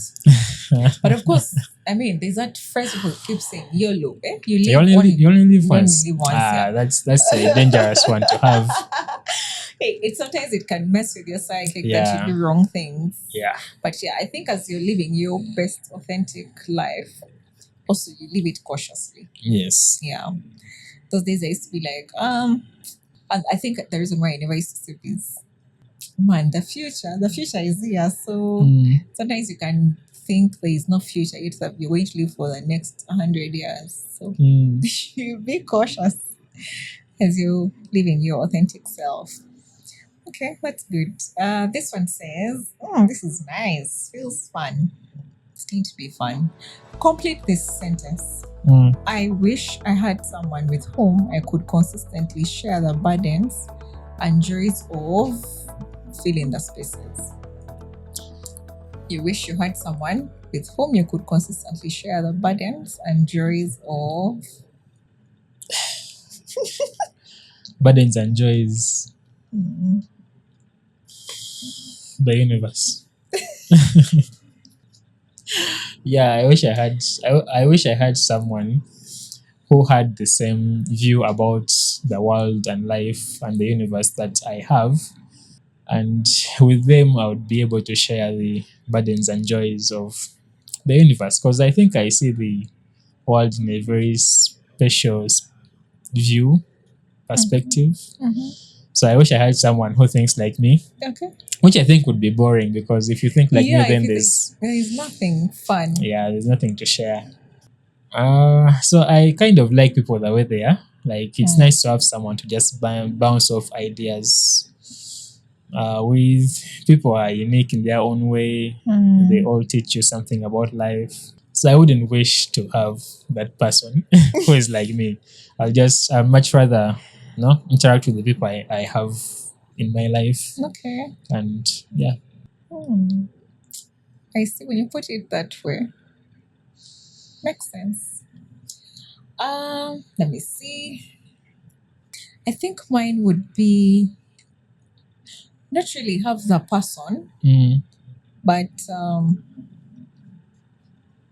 okay, maybe be in a space whereby it would be okay for people to navigate their single adulthood with no pressures from society. And sometimes I want to feel like there's so much there's like a crammed manual of how life should be, of how things should be, like order of events of things. And okay, me, I just don't like to be boxed. I want to be free and then choose. So I wish that I just sometimes feel like if I was that person who would understand that it's okay not to box people or have this manual, like sort of people say, when, for instance, like when you're a woman in this society, they're like, when you get go study after school, sometimes they don't even want you to overstudy, then after school go get married, bear kids and all those things. But it's also okay to be alone. I know people don't like celibacy, but it's also fine to be alone. Even the Bible says if your body is burning in passions, you can go and find someone. But if you feel you can control it and be there, then I think it should just be fine. Just my thoughts. If there's that person, because every now and then, like when you go, okay, it had never happened to me until this one time. Someone asked me, when are you getting married? And I'm like, yo, what are you up to? But of course I couldn't tell them because they are an older person. I just smiled and I'm like, when time when the right time happens. Mm. So I think it should be fine for someone who would be like, okay, it's okay, we can live our lives the way we want. That would be fine. Yeah, I think that's what I would say. What, if anything, feels too serious or overwhelming to joke about when it comes to challenges of adulting? When it comes to this, teri kusaaga. Hey, mental health, Oh. where someone has grown up, Mm. like you can't be there and joking about how rich or poor someone is. I really don't like those things. And what else? Oh, sexism. Okay. Yeah. Mine would be boxing people in Mm, and thinking there's only one way to live life. mm. Especially when someone is an adult. Nanga waya ziba zigenda kuvaako. Like, no. Eh, Yeah, so that I don't tolerate. yeah. Okay. All right. Okay. Tell your co-host one thing you appreciate about their perspective or insights on navigating adult life so far. Wait, do I have a feeling like this question was done many times or in different forms? Yeah, it's still, I'm going to say, I like how you approach mental health issues and your positivity towards life. Yeah. And your bubbliness. Well, mine will still be being positive. You're very positive about things in life and also not giving up. Who's getting the last one? You. Me. Interesting. Make three true we statements about your shared experience of navigating adulthood. Shared experience. Okay. Positivity. Positivity about life. We statements. Yeah, like we are both positive about life. We both, I'm just assuming, we both value family ties, closeness, family, friendships. True. Yes. The third one would be, I think we appreciate that people are different, and that's fine, and that's should be okay. It shouldn't burden you or bother you that this person is different from me. Yeah, I think that those would be my three. Mine would be, now they've gone. I had them. They're kind of the same actually. We are both positive people. We are both very, very, I want to say young in spirit. Like we have very childhood kind of Yeah. demeanors. So people would look at us and think we are actually young, Yes. young But- people. Nenga. Which we Yes. are, yeah. Then the last one would be our open-mindedness Yeah. towards other people's views and life in general. Yeah. Like we don't have a spelled out, written down rule about how to live life. Yeah. Okay. That's nice. That's good. I like this adulting. I've learned so much about you. Okay, this is our very last question. How would you describe the level of support and warmth in your family as you have transitioned into adulthood? Do you feel your preparation for adult life within your family was generally positive or negative compared to others you know?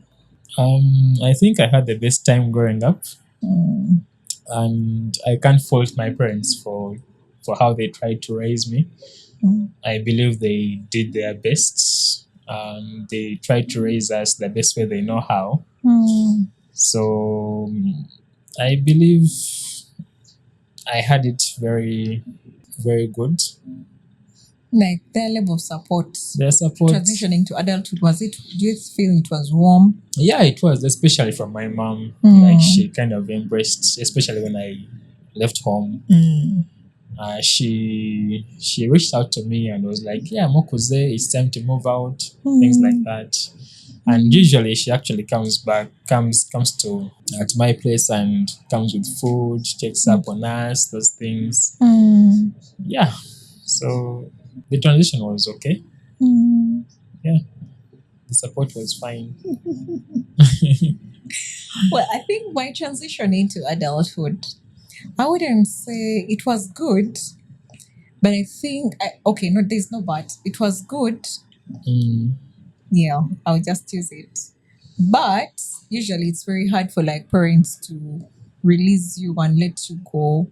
In their sight, you are forever that young yeah, you Sandra, can that never young grow up. Wilfred. Mm, But eventually they come around and support you and appreciate you. So for me, I think the transition was okay. My mother she was just being a mom, like holding on to me.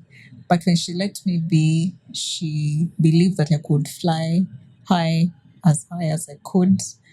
And yeah, oftenly she would she checks up on you, sends you Bible verses. My mom's way of showing love is strange. Sends you Bible verses, which is good. And yeah, says I'm saying a prayer for you and all those things. So I think it was okay for me. Uh I can't compare it to anyone else because I believe everyone's transition is different and unique. So it wouldn't be fair for me to say mine was better than anyone else's.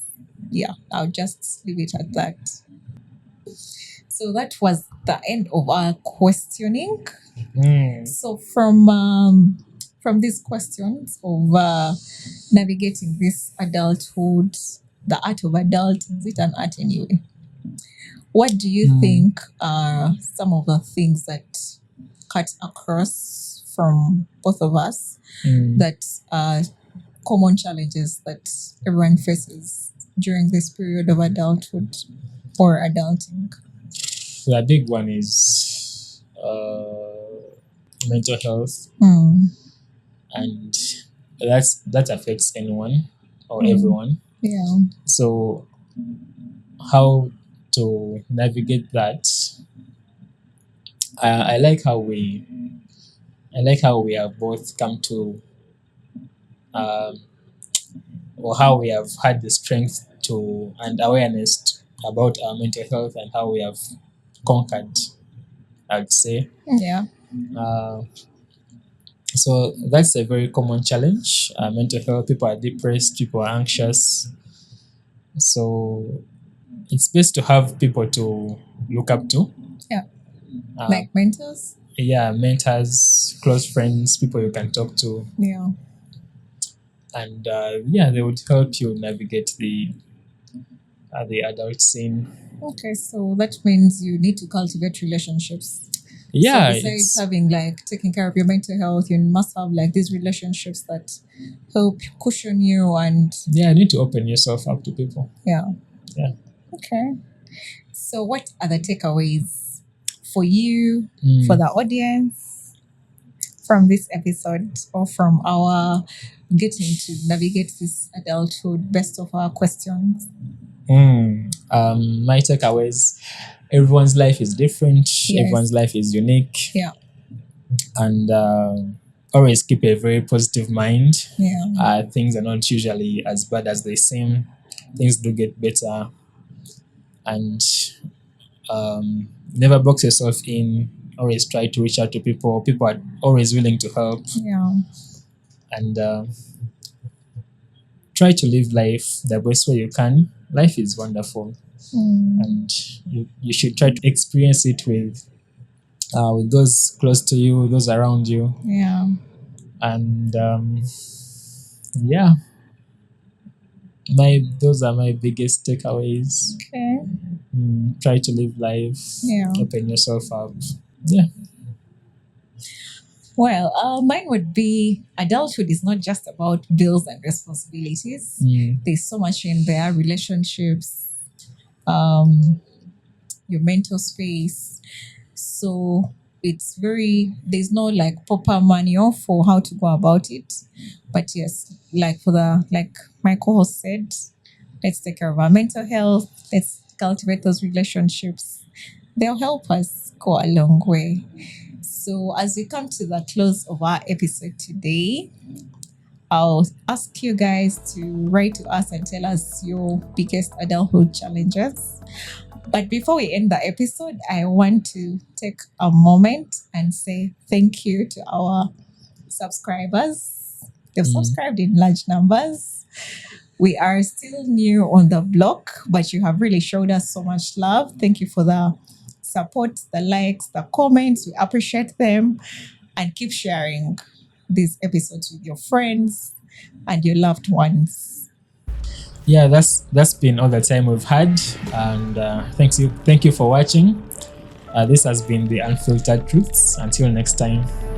Our next episode will be about relationships. Bye.